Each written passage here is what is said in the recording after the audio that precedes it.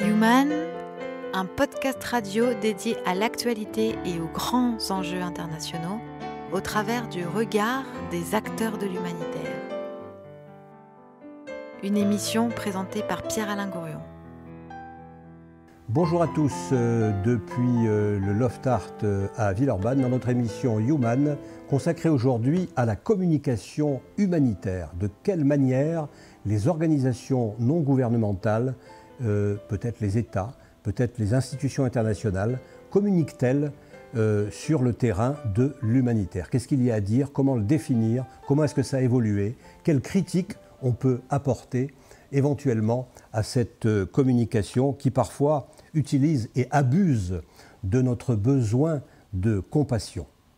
Avec nous aujourd'hui, trois invités. Et je commence avec Dana Popescu, qui est maître de conférence à l'Institut de la communication de Lyon 2 et qui gère un master de communication qui s'appelle, me semble-t-il, Humanitaire, solidarité et communication. C'est bien cela. Merci beaucoup de m'avoir invité avec nos autres collègues ici. C'est un thème qui est très important, effectivement. Je me présente rapidement. Oui. Dana Popescu, aujourd'hui, vous avez dit appartenance institutionnelle à l'Université Lyon 2, avec cette spécificité d'un master autour des questions de la communication dans le domaine humanitaire et de la solidarité. Je fais également des recherches dans ce domaine-là, de la communication humanitaire, de la communication des projets de solidarité. Mais également des projets et des recherches autour de la question de la guerre et de la représentation de la guerre, parce qu'auparavant, avant d'arriver à la fac, j'ai été journaliste pendant une dizaine d'années, journaliste de radio. Et eu la chance... Bienvenue au club, enfin plutôt, c'est vous qui me dites bienvenue au club, oui. Et donc, ça me fait doublement plaisir d'être là. Et donc, dans cette qualité-là, j'ai été amenée à couvrir les guerres en Yougoslavie. Pendant une dizaine d'années, j'étais correspondante de guerre dans les républiques ex-yougoslaves. Voilà, et nous avons aussi avec nous Sabrina Montanvert. Bonjour. Bonjour. Donc nous sommes en distanciel avec Sabrina, qui je crois est perdue quelque part dans son Ardèche natale. Je ne sais pas si elle est natale, son Ardèche, mais enfin en tous les cas elle y vit. Et Sabrina Montanvert est responsable de la communication chez Handicap International. Alors deux mots peut-être sur Handicap International, que beaucoup de nos auditeurs connaissent. Et puis deux mots sur qu'est-ce que ça veut dire faire la communication d'une grosse ONG comme celle-là. Du coup, bonjour à tous. Donc, effectivement, je suis Sabrina Montanvert et je travaille pour Handicap International. Donc, Handicap International, c'est une association qui a maintenant une quarantaine d'années, qui est présente dans une soixantaine de pays et qui emploie plus de 3000 personnes à travers le monde. Et on intervient dans tous les domaines qui ont trait, à la personne vulnérable et notamment aux personnes handicapées, que ce soit du soin, que ce soit de l'inclusion.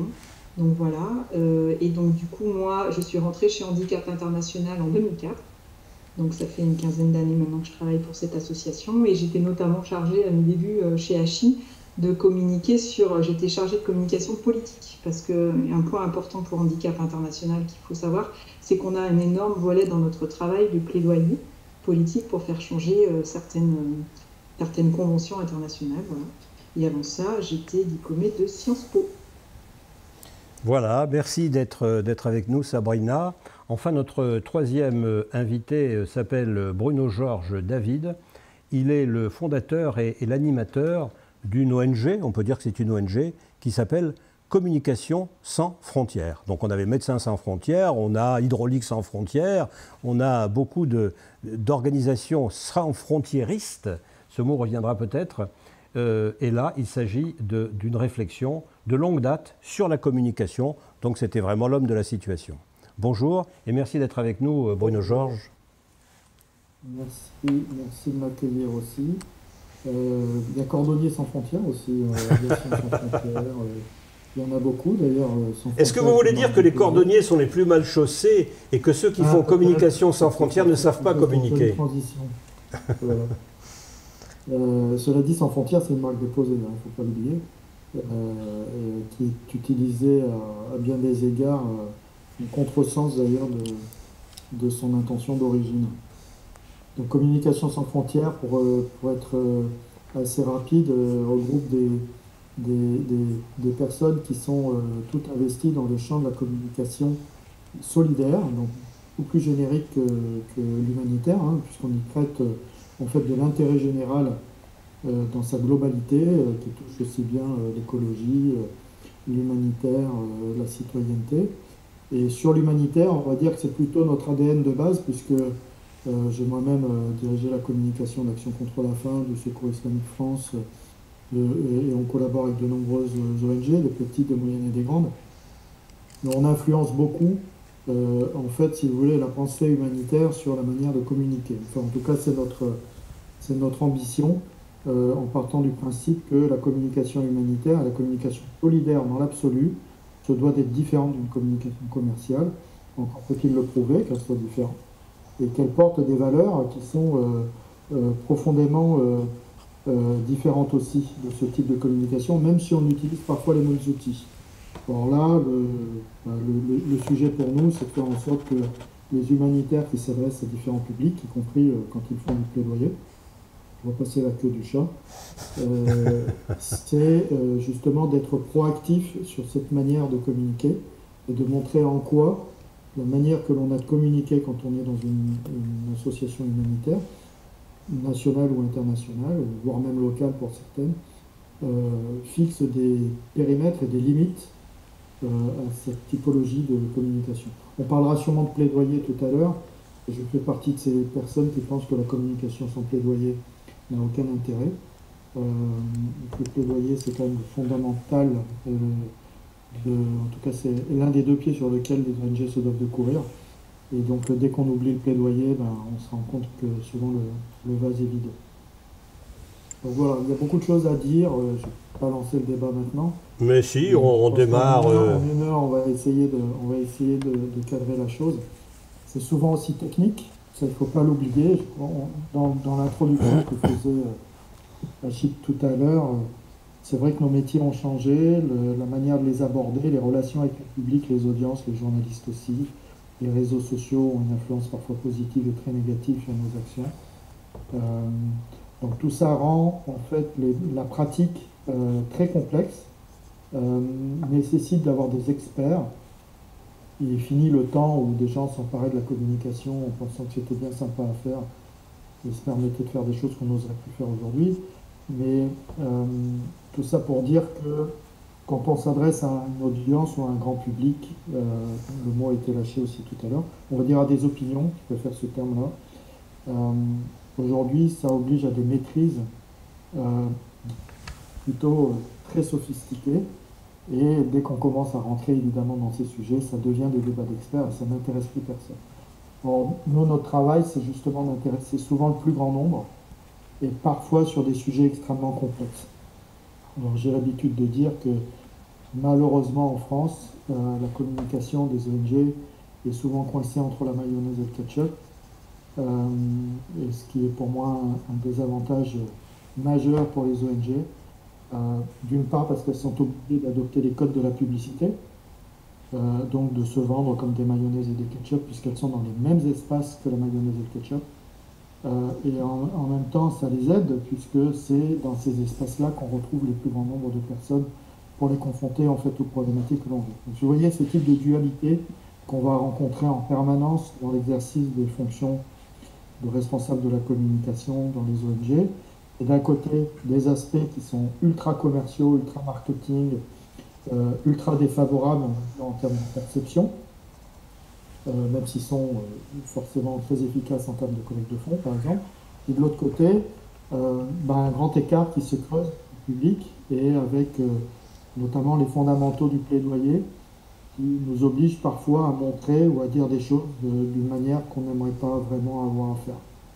Et voilà, c'est ces ambiguïtés-là, ces contradictions, moi j'aimerais bien pouvoir pointer, notamment auprès des jeunes générations qui arrivent et qui ont des idées souvent très arrêtées sur la communication, puisqu'ils sont digital natives comme on dit aujourd'hui, ils sont tombés dans la main.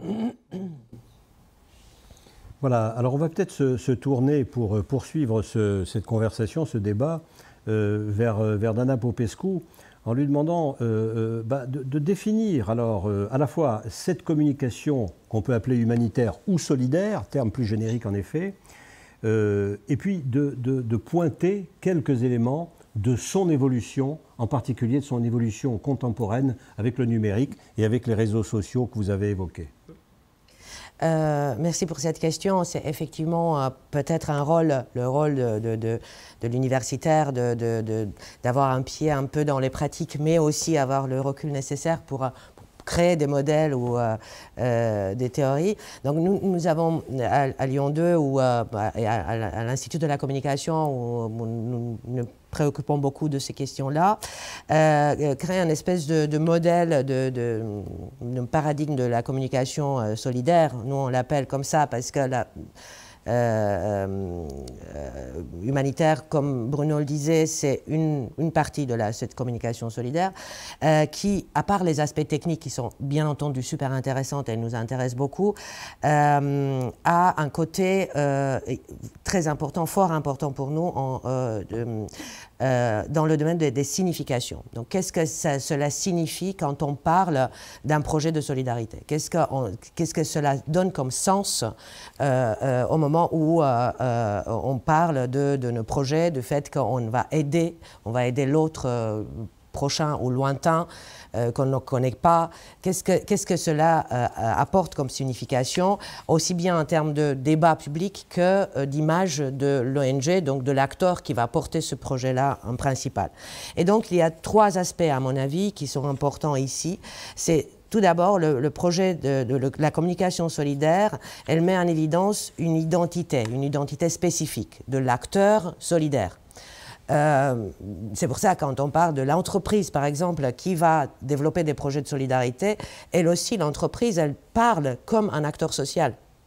D'où aussi quelques problèmes après de délimitation entre le rôle des ONG et le rôle des entreprises, des fois, ou la fondation d'entreprise. Donc, je m'affirme comme étant un acteur social. Et ça, c'est solidaire, ça, c'est important. Parce qu'avec ça... Sauf, pardonnez-moi de vous interrompre, si c'est travesti, si c'est faux, si ça n'est qu'une technique, qu'une tactique pour arriver à parler. On y arrive aussi, à la question de la confiance et de la cohérence. Et donc, cette identification par la communication solidaire pose également le problème de la légitimité. Qui suis-je pour parler ou pour mener un projet de solidarité? Et ça, les ONG sont forcément obligées de le faire. Parce que, à la limite, c'est la question. Pourquoi un ONG et non pas un autre est plus légitime d'agir dans un certain secteur ou un autre? Il n'y a pas d'élection, il n'y a pas de représentativité. Qu'est-ce qui fait? Ce sont ces valeurs. Mais est-ce que les valeurs sont universelles? Voilà. Plein de questions autour de cette question de légitimité que la communication solidaire doit résoudre en même temps.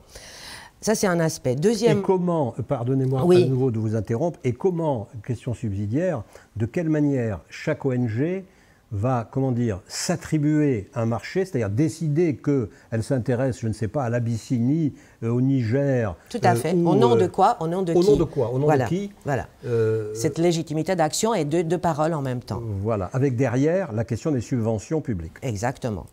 Deuxième aspect, c'est la question de l'engagement. Donc la communication solidaire va mettre en évidence, en lumière, des formes d'engagement. Un engagement qui veut dire une cohérence entre action et valeur sur du terme long, sur du temps long.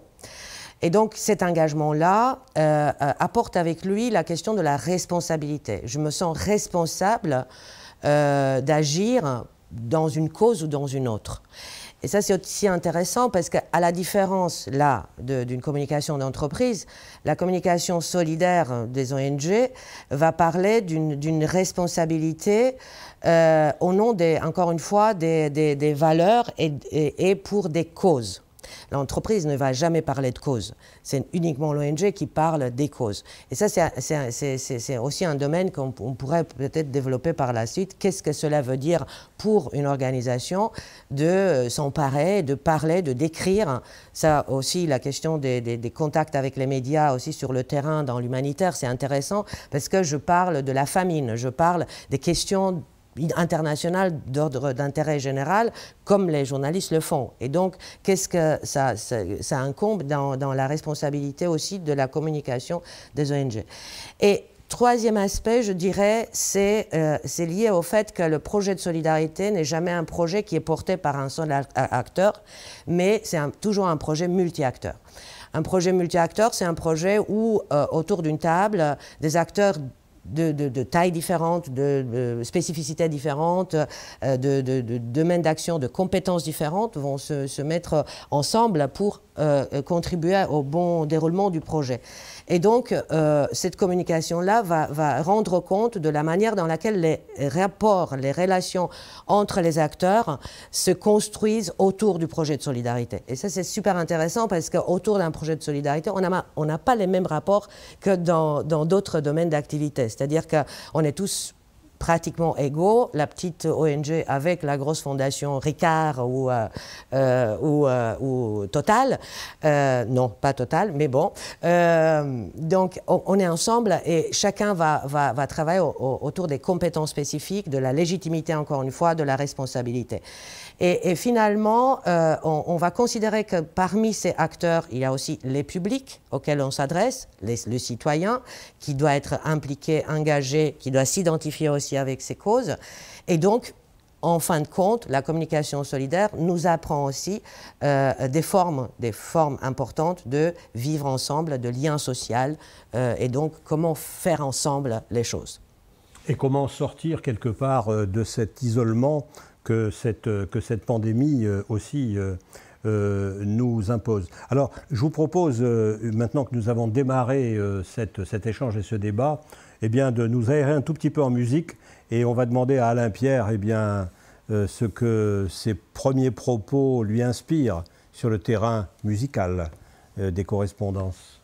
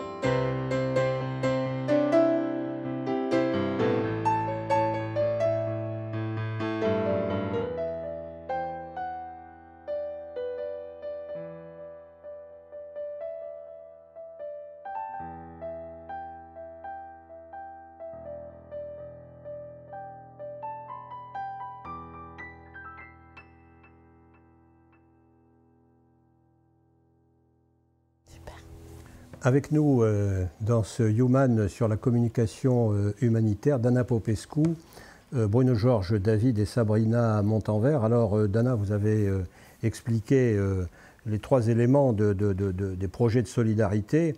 Est-ce que parmi nos amis qui sont en visioconférence, il y a une réaction peut-être sur l'histoire et sur l'histoire contemporaine et sur le lien avec les réseaux sociaux? Moi, Sabrina Montanvert. Oui. Je voudrais rebondir sur ce que disait Dana et ce que disait Bruno aussi juste avant, sur la notion d'association en tant qu'acteur solidaire et social, acteur de la société. Et en fait, je pense que c'est ce qui constitue un différenciant en termes d'identité fondamentale avec une entreprise classique, c'est-à-dire que selon moi, le rôle qu'on a, en tout cas qu'on joue chez Handicap International par exemple, c'est le fait qu'on se veut acteur de changement, c'est-à-dire qu'on communique effectivement pour plein de raisons, mais une des raisons c'est notamment de mobiliser les citoyens pour faire changer les lois internationales. C'est-à-dire que, comme je le disais dans les discussions, c'est pas communiquer simplement pour montrer des choses, mais c'est pour donner le pouvoir d'agir aux gens en faisant signer la pétition. Il y a d'autres associations qui le font aussi très bien. Nous, je trouve que c'est ce qu'on fait depuis notre combat contre les mines antipersonnelles. Et je pense qu'en fait, c'est un rôle performatif de l'organisation humanitaire. Et donc, je pense que ça mérite d'être souligné parce que on est acteur. Et on est aussi acteur de ce qu'on appelle l'éducation au développement. C'est-à-dire que montrer aussi aux jeunes générations que leurs gestes, quel qu'il soit, ça peut être signer une pétition, parler d'un sujet sur les réseaux sociaux, ça peut avoir une vraie influence sur le politique, au sens large du terme. Il se trouve que nous, le politique, c'est au niveau national, mais ça peut être aussi au niveau international. Et il y a des conventions qui existent, qui ont été votées grâce à la mobilisation des citoyens. Prenons un exemple, Sabrina. Pardon de vous interrompre. Prenons un exemple concret. Un exemple concret ? Oui. Par exemple, les mines antipersonnelles. Quand on a décidé de lancer le sujet des mines antipersonnelles en groupe, on n'était pas tout seul, c'était vraiment une campagne internationale. Donc on a lancé le combat contre les mines au début des années 90. Ça a été énormément repris, notamment sur le continent africain. On a eu plus d'1 million de signatures de pétitions, toute la campagne comprise, et on a réussi à aboutir à un traité d'interdiction des mines en 97. C'était la première fois de l'histoire de l'humanité qu'une mobilisation des citoyens avait réussi à obtenir un traité international. Il se trouve que certains pays n'ont pas signé, les États-Unis et par exemple la Russie. Mais par contre, ça a drastiquement et dramatiquement fait diminuer le nombre d'utilisations des mines antipersonnelles dans le monde. En fait, ça a fait complètement chuter l'utilisation des mines antipersonnelles dans le monde. Donc en fait, on voit bien que une communication d'association, en France en l'occurrence, mais pas que, mais il se trouve que c'était en France, et une mobilisation des citoyens permet d'aboutir à un traité international qui a des vraies conséquences sur le terrain en fait.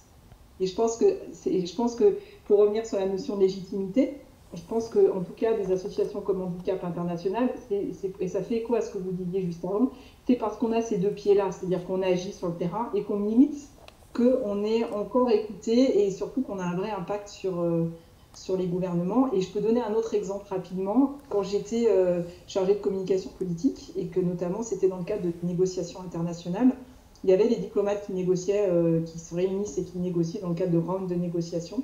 Et on voyait très bien, donc moi j'étais là-bas, et je voyais très bien le poids qu'avaient, alors il n'y avait pas les réseaux sociaux à l'époque, mais le poids qu'avaient les articles de presse et ce qui sortait sur Internet dans la façon dont ils allaient, eux, négocier. C'est-à-dire qu'à un moment, ils se rendaient compte qu'ils avaient un mandat de la part du gouvernement, qu'ils étaient un peu tiraillés parce qu'ils voyaient bien que ça sortait dans les médias et que du coup leur position était scrutée et regardée par les citoyens de leur pays.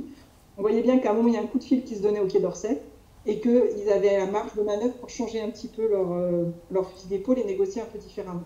Donc je pense que ça, c'est aussi une des forces, en tout cas un élément différenciant de la communication des ONG, à mon sens.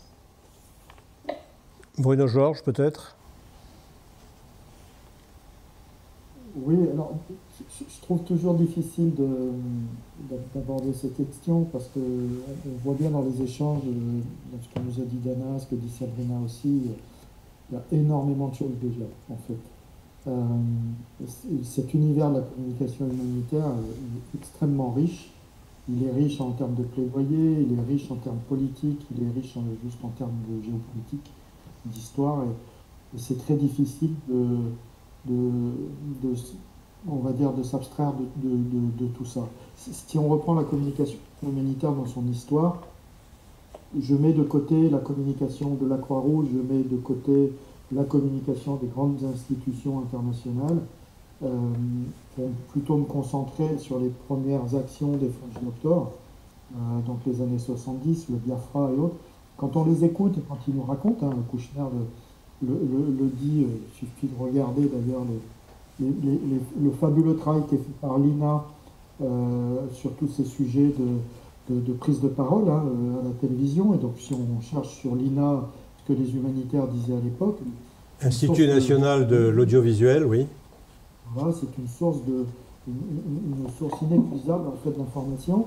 Kouchner disait, en fait, nous on dénonçait ce qui se passait sur le terrain au Biafra parce qu'ils étaient hantés par le silence de la Croix-Rouge pendant la Shoah, et que les images des Biafrais que l'on donnait en pâture dans les médias en une des journaux, hein, il suffit de regarder encore aussi les unes du Figaro, du Monde de l'époque, on voyait ces enfants décharnés rappeler à l'opinion publique mondiale ce qui s'était passé pendant la guerre de 39-45. On était dans un travail de témoignage, comme le disait Sabrina, mais il ne faut pas oublier non plus que ces structures-là étaient des structures naissantes. On était dans des structures qui étaient faites de militants, extrêmement politisés pour la plupart, non organisés, et s'affranchissant de la plupart des règles, notamment des règles du droit international. Et donc quand ils étaient sur le terrain, combien d'entre eux ont passé des frontières sans visa, sans passeport et sans autorisation, on ne pourrait plus le faire aujourd'hui. On ne pourrait plus faire des déclarations qui se faisaient à l'époque. Tout simplement, il y a un formidable ouvrage que je vous invite à lire qui avait été écrit sur l'histoire d'Action contre la faim qui s'appelle Les militants du réel. On était dans des gens qui étaient confrontés au terrain en permanence, qui étaient confrontés à l'horreur en permanence, qui étaient dans des conflits, qui étaient pour la plupart des gens qui avaient des vies relativement éclatées du fait de ces situations qu'ils vivaient, et ils portaient eux-mêmes les témoignages, et c'est ces témoignages-là que l'on voyait pour la plupart du temps, qu'on appellerait de la communication de l'époque, mais c'était du témoignage. Le Médecins du Monde s'est fondé d'ailleurs sur cette notion de témoignage. Il ne faut pas oublier que les racines même de la communication humanitaire dont on parle sont plutôt celles des French Doctors que celles de la communication plus institutionnelle, même si elle a toute sa légitimité de la Croix-Rouge, de l'UNICEF, du UNHCR, etc.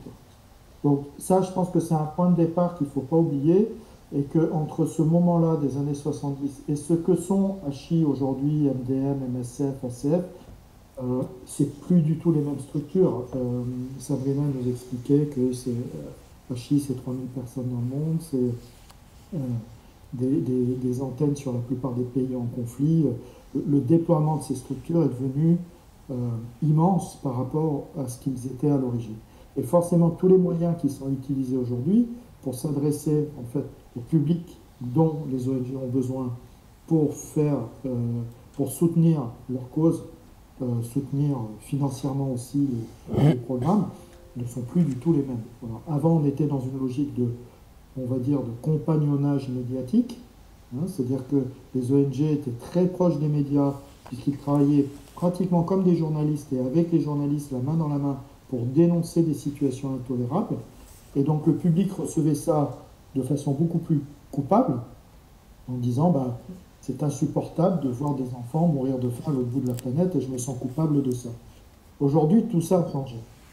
Ça a profondément changé, d'abord parce que le public demande beaucoup plus de responsabilité, a peur d'être manipulé, et il est manipulé, il ne faut pas se leurrer, il y a des manipulations de l'image et du son en permanence, et donc on passe de la culpabilité vers des notions de responsabilité. C'est là où, pour moi, les ONG ont aujourd'hui un travail incommensurable à faire, qui est extrêmement complexe, qui demande un engagement des conseils d'administration, des comités exécutifs, qui doivent aider les structures de communication des ONG à ne pas être des fonctions support, tout simplement des relais d'opinion bidon, mais de permettre aux structures de communication des ONG de pouvoir porter le plaidoyer fondamental de la structure. Il ne peut pas y avoir de suspicion, aucune, et même pas un embryon de suspicion, sur la qualité du travail que font les ONG. Or, les communicants dans les ONG sont sans arrêt pris entre cet étau du terrain et les taux du siège, qui vont faire qu'à un moment donné, on va s'asseoir sur la problématique communicationnelle auquel ils ont à faire face. Manipulation, détournement d'image, argumentation, contre-argumentation, hacking, etc. Tout ça, c'est le quotidien des communicants qui vivent, on va dire, à leur dimension, ce que peuvent vivre les équipes de terrain quand elles sont mises en insécurité. Or, un communicant qui est en train de travailler sur des sujets très difficiles, je pense à ceux de Hachi, Hachi a en face d'eux des États. Ils ont en face d'eux des gens qui vendent des armes. Ils ont en face d'eux des gens qui font des forces en présence sur le terrain et qui n'ont pas des bouquets de fleurs dans les mains. Et donc, quand vous avez tous ces gens-là en face de vous, considérez que la communication, c'est un truc si vous voulez, d'amateurs qui ont pour but juste de raconter des belles histoires aux donateurs, c'est contre-productif pour les gens qui militent dans ces ONG, qui sont piégés finalement dans une forme de communication qui n'est pas la leur.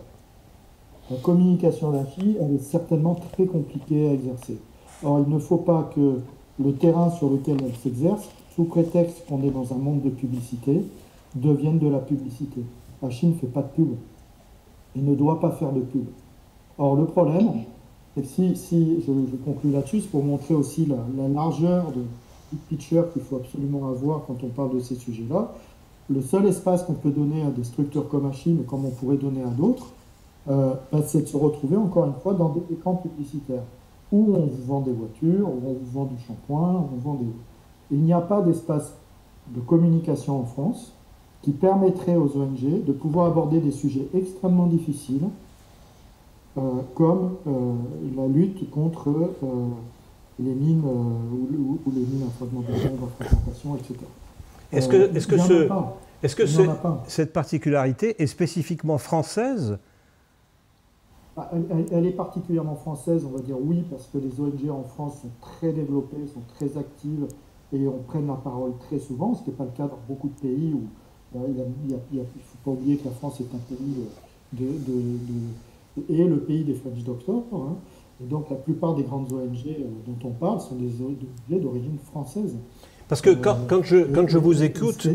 C'est ça qui est assez perturbant, c'est qu'aujourd'hui on cantonne les ONG à un rôle qui est celui d'annonceur. Or pour moi, il y a deux problèmes là. Un, c'est que les ONG doivent lutter contre cette situation elles-mêmes. Elles doivent refuser de se retrouver cantonnées à faire de la publicité. Et deux, elles doivent lutter auprès des autorités de régulation de la publicité, mais du CSA aussi, pour ne pas être confinées dans cette position-là. Voilà. Elles n'ont rien à voir, Sabrina et Dana le disaient, elles n'ont rien à voir avec des entreprises traditionnelles, même s'il y a des ressemblances à plein d'égards. Mais quand on demande de l'engagement citoyen, on a même inventé la valeur ajoutée citoyenne. Si vous voulez, quand Sabrina communique, moi ce que j'espère, c'est que je serai plus intelligent après sa com qu'avant. C'est-à-dire j'ai appris quelque chose. Mais est-ce que c'est le cas? Moi j'ai souvent le sentiment, je donne un sentiment personnel, pardonnez-moi, mais j'ai souvent le sentiment quand je reçois une publicité d'une organisation non gouvernementale, qu'on vient chercher ma compassion et que quelque part on me vend quelque chose comme on me vendrait un tube de dentifrice. J'ai parfois ce sentiment personnel. Mais bien sûr, mais vous avez raison. Et c'est quelque chose qui me perturbe et qui ferait que si je ne connaissais pas, comme je les connais, les organisations non gouvernementales, j'aurais des doutes en tant que citoyen sur la pertinence de leur action. Le risque, il est là. Le risque, il est qu'à un moment donné, vous ayez ce doute qui s'installe, cette confiance qui se perd, et à un moment donné, vous ne ferez plus de dons et vous ne soutiendrez plus les ONG. Or, le risque majeur des ONG, c'est de perdre leur soutien. Et si excusez-moi, Sabrina, juste pour finir là-dessus, si ce doute s'immisce dans l'esprit du public, parce que la communication n'est pas bonne, que vous avez une overdose de marketing, et que finalement on vous montre justement ce que vous ne voulez plus voir, c'est-à-dire les images de l'ancien monde, eh ben, il en sera fini malheureusement des ONG, parce qu'elles n'auront pas réussi à passer le cap. Or, pour moi, les gens dans les ONG, on est tous des militants, on doit lutter contre ce risque majeur. Dana Popescu. Et je pense qu'un des moyens de... Pardon, allez-y. Oui. Allez-y, Sabrina. Oui. Je pense qu'en fait, un moyen de sortir de cette dichotomie, en fait, c'est surtout de se dire qu'il y a plein d'autres habitudes de consommation de l'information de nos publics qui n'est pas les publicités. C'est-à-dire qu'en fait, on a, avec Internet et avec ce qu'on appelle le digital, on a un boulevard pour rendre les gens plus intelligents et pour pas leur donner de l'information descendante qui donne l'impression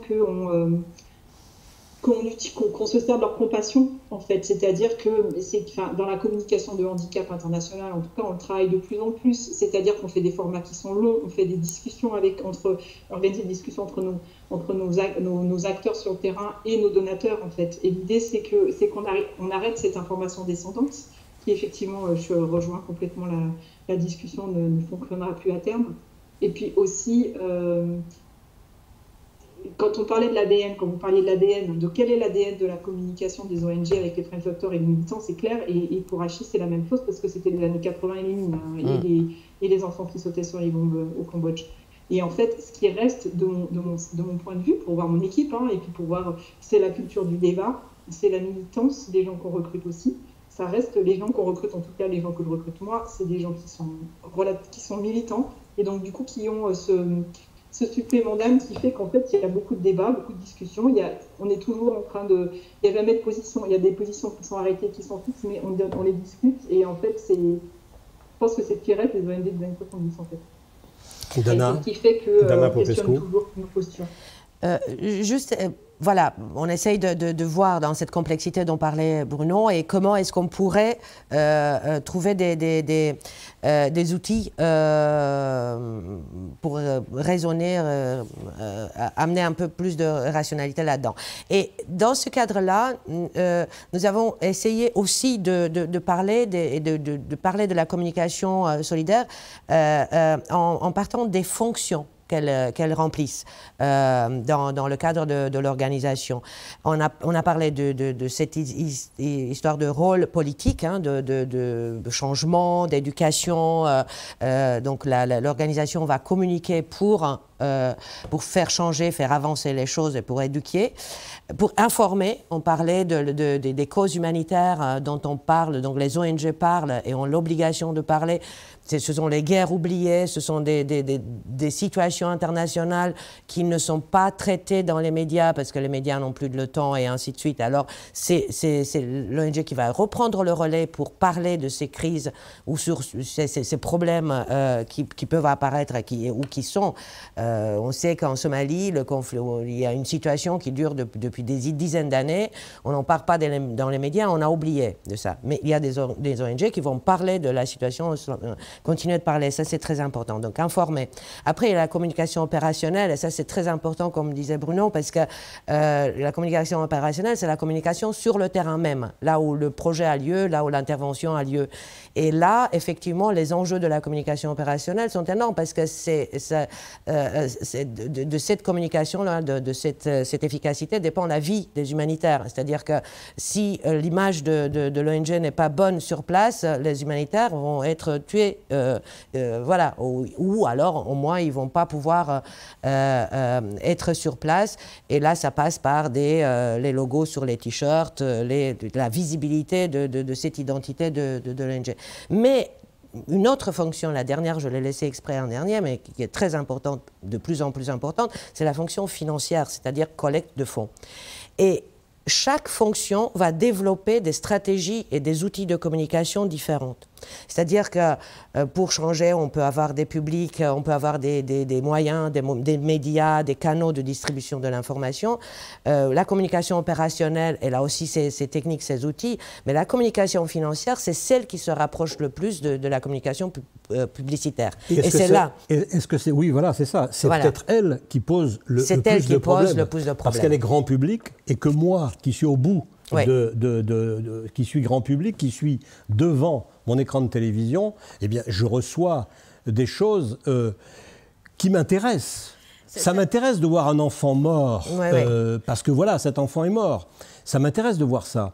Mais ce qui me déplaît, c'est qu'on vienne chercher mon portefeuille à travers ces images. Ben oui, et puis on ne demande pas forcément au petit noir tout nu le droit d'image s'il est d'accord à faire partie, à être sur l'affiche. Mais c'est uniquement cette partie-là. Et c'est aux ONG de voir comment gérer cette multitude de fonctions de la communication et de rester, de garder, de rester dans des dimension éthique de la communication. Et là, je pense que la communication solidaire a une dimension éthique qui est très importante. Et je pense qu'on a fait je pense que globalement, la communication solidaire ou des ONG a fait un énorme progrès depuis les années 80 sur ce sujet-là. C'est-à-dire qu'on s'est constitué avec France Générosité. Par exemple, il y a des syndicats qui aussi, où on discute d'éthique, où on se met des cadres, où on se met des balises.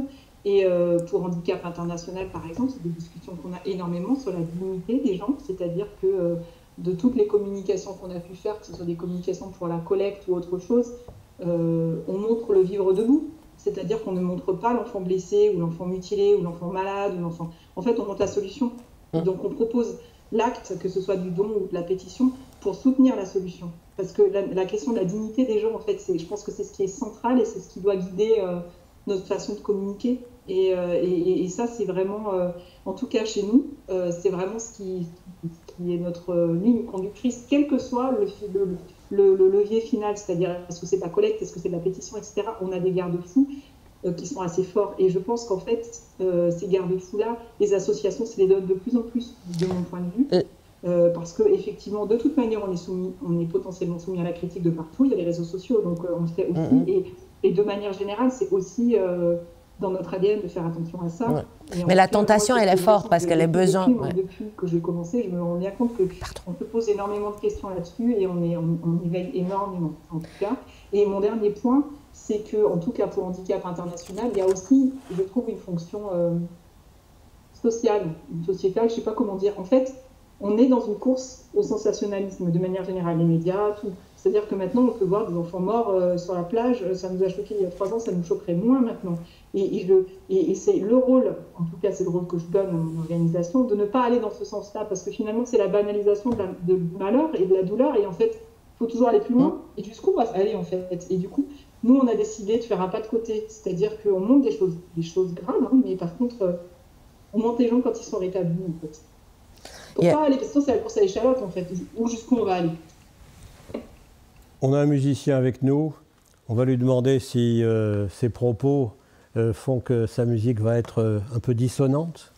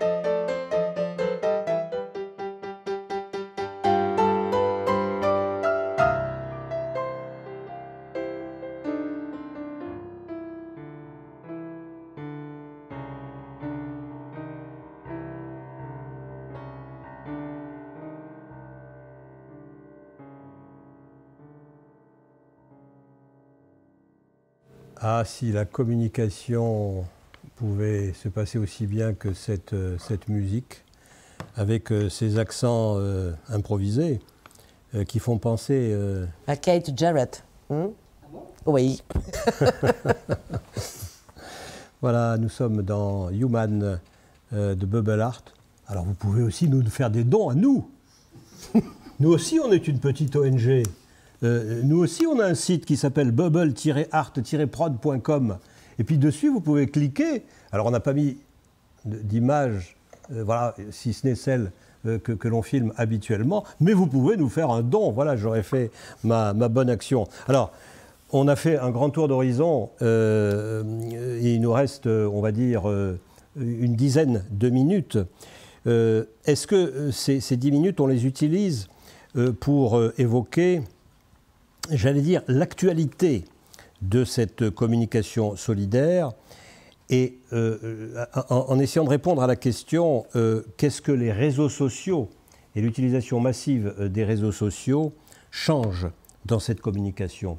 Je ne sais pas qui souhaite prendre la parole sur ce sujet. Je peux vous dire un mot, parce qu'on a lancé une grande étude. Bruno Georges, oui. Sur le sujet qui a été fait avec Aris Interactive et Facebook. On a interrogé les audiences des ONG sur les réseaux sociaux et les responsables et directeurs de la communication des ONG. Et ce qui était assez intéressant, c'était de constater que finalement les ONG étaient persuadées de faire de l'information sur les réseaux sociaux, c'est-à-dire s'auto-légitimer sur leur manière de communiquer en disant nous, voilà, on raconte ce qu'on nous dit de raconter, grosso modo, ce que les gens du terrain remontent, c'est ce qu'on raconte. Et d'un autre côté, le public disait non, tout ça c'est de la pub. Hein. Donc ils associaient la communication des ONG à la communication publicitaire. Et donc du coup, en termes de perception, une fois que tout cela a été isolé, on s'apercevait bien qu'il y avait un manque de confiance, tout autant qu'il y en a dans la publicité. Hein. Mais la pub, c'est de la pub. Donc elle est là pour vous vendre quelque chose, avec, on va dire, l'auto-persuasion des ONG, de se dire on fait de l'information, on est un peu comme un média, on est comme des journalistes, voilà, on va travailler, on va faire de l'investigation, on va dire des choses. Non, en fait derrière, le fait est qu'elles aient travaillé pendant ces 20 dernières années comme des marques, en voulant imposer leur nom comme des marques, en utilisant les mêmes logiques marketing que celles des marques, notoriété, visibilité, impact et autres, utilisation effrénée du marketing, a certes généré beaucoup de dons, ça on peut pas le nier, c'est que les 20 dernières années montrent le succès du marketing dans les ONG. Maintenant, il faut savoir que ça a une contrepartie. Et qu'aujourd'hui, on est dans une situation où il va falloir que les ONG se décident à décider ou à se faire imposer un nouveau statut, qui est celui de marque ou de pas marque. Si tant est que ce soit des marques, elles vont être régies par l'Association de régulation de la publicité en France, au même titre que n'importe quelle autre marque, c'est-à-dire qu'elles peuvent faire de la publicité. Quand elles sont dans des écrans publicitaires, elles font de la publicité. Quand elles sont sur des plateaux télé et qu'elles posent leurs t-shirts ou leurs produits dérivés, c'est de la publicité. Ou ce ne sont pas des marques. Et si ce ne sont pas des marques, à ce moment-là, à quoi fait-on référence et pourquoi les trouve-t-on exactement au même endroit, utilisant les mêmes dispositifs que les marques? Et donc, dans les réseaux sociaux, si vous voulez, qui est le plus évident, c'est que d'abord, ça coûte très peu cher, c'est très rentable, et c'est pas du tout encadré. Et donc, du coup, grosso modo, tout le monde peut raconter tout et n'importe quoi sans que vous ayez d'autorité, en dehors d'une censure qui est en train de s'imposer aujourd'hui, de régulateurs des réseaux sociaux eux-mêmes qui décident de rentrer ou de sortir quelqu'un. Pour moi, si vous voulez, je conclurai là-dessus, je pense que les ONG jouent avec le feu. Elles jouent avec un feu auquel elles risquent de se brûler sacrément les mains, en voulant absolument avoir un statut de marque, un statut de reconnaissance industrielle, parce que ce sont devenus de très grosses structures aujourd'hui, employant des milliers d'individus à travers le monde, avec plusieurs sièges, je crois, mais en même temps, en ayant espèces d'ADN qui les font revenir à des espèces de fantasmes d'artisanat. Et c'est plus le cas du tout. C'est plus des artisans. L'humanitaire est une industrie qui dépense des millions dans la communication et dans le plaidoyer, dont on peut se poser la question, puisque c'est un champ de recherche qui devient de plus en plus intéressant sur la différence entre le plaidoyer et le lobbying. On s'aperçoit que l'intérêt particulier prend beaucoup le pas sur l'intérêt général, de plus en plus. C'est le développement des communautarismes. Or, le principe même de l'humanitaire, c'est le non-communautarisme. C'est-à-dire, c'est l'universalité de principes qui sont des principes liés à l'humain.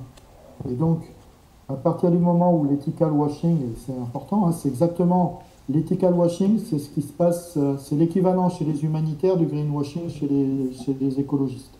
C'est l'abus de l'argument éthique qui va faire qu'à un moment donné, on va vouloir solliciter les citoyens sur un sujet dont on peut vraiment se penser à qui profite le crime. Est-ce qu'il profite plus à l'ONG ou il profite plus finalement à l'intérêt général ou à une communauté? Et donc, un abus d'éthique, en quelque sorte, une sorte d'abus d'éthique, comme on peut parler en droit d'abus de droit. C'est l'abus de droit, l'abus d'éthique, c'est l'abus de l'argument. Si vous voulez, l'éco-blanchiment ou le greenwashing, c'est l'abus de l'argument écologique dans la publicité. C'est-à-dire, on va vous faire passer quelque chose de plus écologique qu'il ne l'est. L'ethical washing, c'est pareil, on va vous faire passer quelque chose pour plus éthique qu'il ne l'est. Sabrina. Voilà. Et donc, là où il faut... Alors, attends, je finis là-dessus. Oui. C'est bien évidemment, tout le monde n'est pas au même niveau, tout le monde ne fait pas la même chose, il n'y a pas de complotisme derrière avec une organisation qui voudrait vendre des choses à des gens qui n'en veulent pas. C'est pas du tout ça le sujet.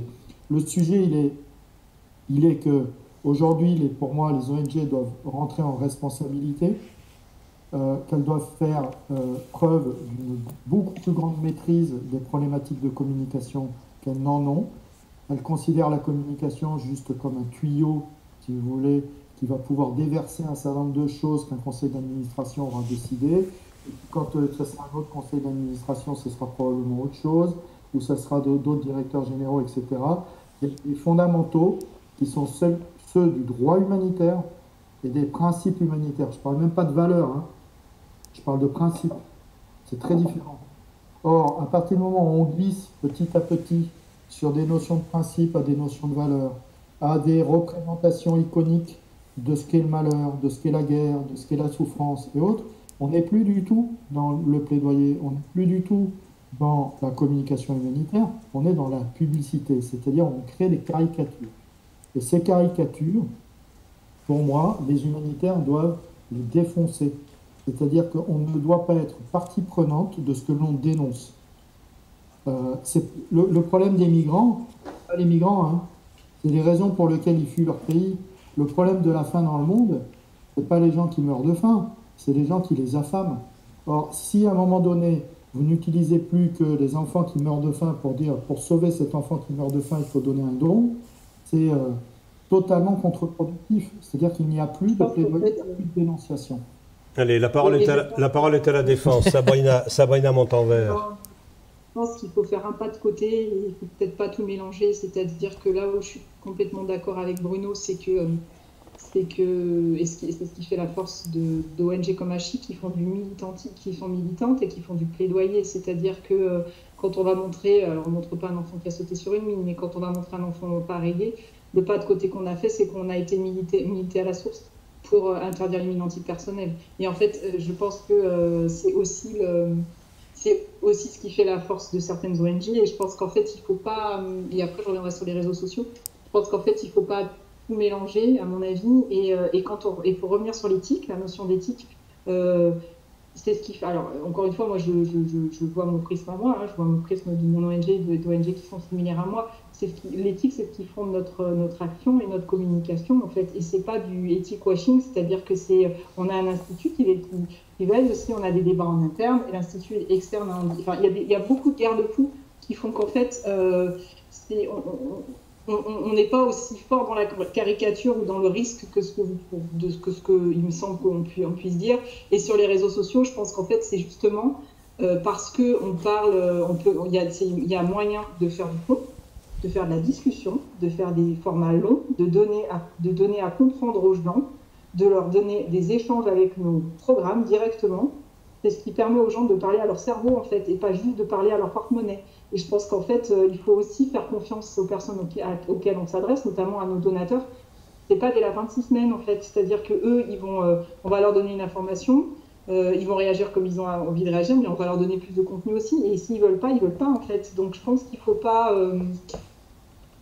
Oui, je pense qu'il y a des habitudes aussi qui changent. Et je pense que les publics auxquels auxquels on doit s'adresser maintenant, ils sont beaucoup plus vigilants, beaucoup plus militants, ils ont beaucoup plus de recul. Et qu'en fait, les ficelles dont vous parlez, elles ont pu exister, mais elles tendent à se diminuer parce que de toute façon, c'est plus efficace, en fait. Hein.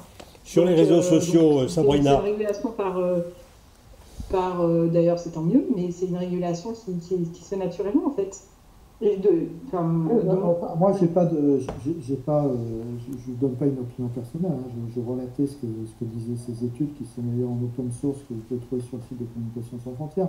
Mais la question est la même pour les marques dans l'absolu. Vous vous souvenez de cette affaire avec Dove, qui avait été attaquée d'ailleurs par ses propres consommateurs, qui dénonçaient la manière qu'ils représentaient les femmes, en disant vous stéréotypez finalement la beauté.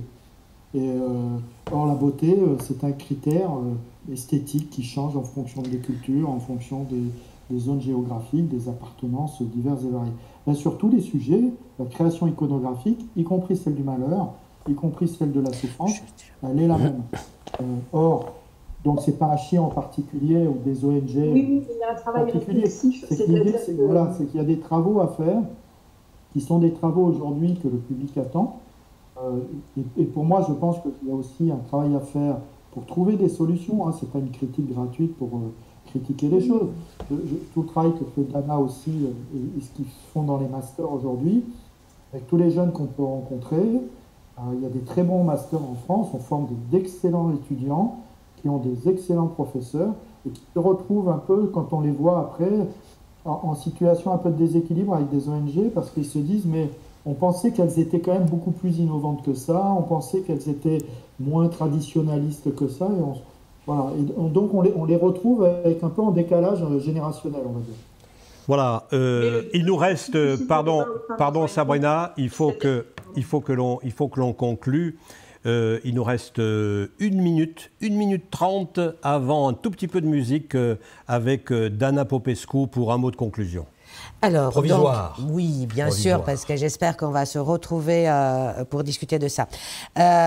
Question complexe, la communication. Vous voyez que c'est beaucoup plus complexe qu'on le croit, qui touche à des aspects politiques, au fonctionnement de nos sociétés, à notre lien social et comment on le construit, qui touche aussi, bien entendu, à des questions de communication technique comme la digitalisation, les réseaux sociaux, ainsi de suite, et la communication, je finirai là-dessus, la communication qui subit les pressions du marketing. Marketing, c'est quoi? Il ne faut pas oublier, c'est la loi du marché, c'est-à-dire offre-demande.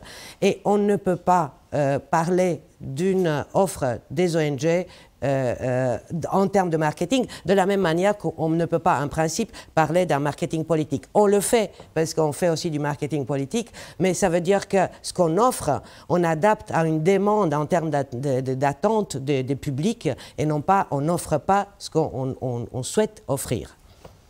Voilà, merci à vous d'avoir été là. Vous voyez que le débat, j'allais dire, commence à s'enflammer et qu'on pourrait rester plusieurs heures ensemble.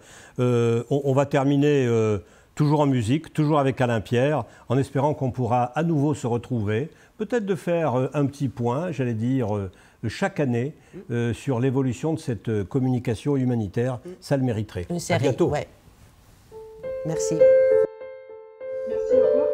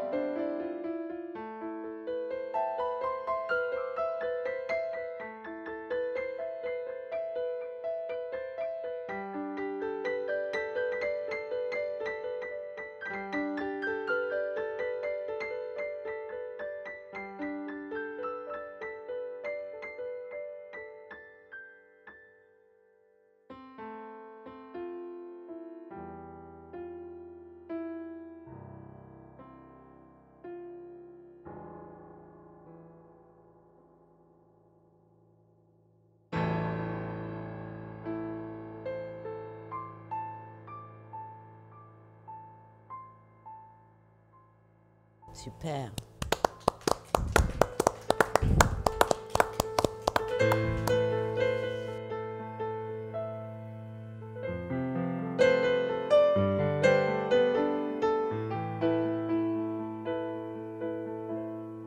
Human, un podcast radio dédié à l'actualité et aux grands enjeux internationaux au travers du regard des acteurs de l'humanitaire.